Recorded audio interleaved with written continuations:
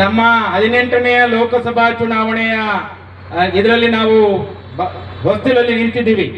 ಕರ್ನಾಟಕ 2 ಮತ್ತು 3ನೇ ಹಂತದ ಲೋಕಸಭಾ ಚುನಾವಣೆಯ ಅಲ್ಲಿ ಮತ ಚಲಾಯಿಸಲಿಕ್ಕಿದೆ.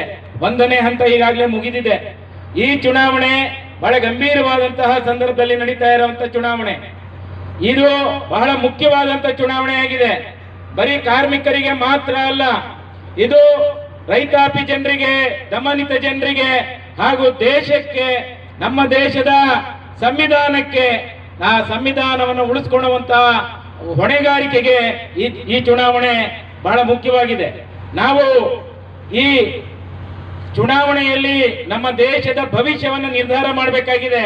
ನಮ್ಮ ಸಂವಿಧಾನವನ್ನ ಹಾಗೆ ಮುಂದುವರಿಯುತ್ತಾ ಅನ್ನುವಂಥ ಪ್ರಶ್ನೆಯನ್ನು ನಿರ್ಧರಿಸಬೇಕಾಗಿದೆ.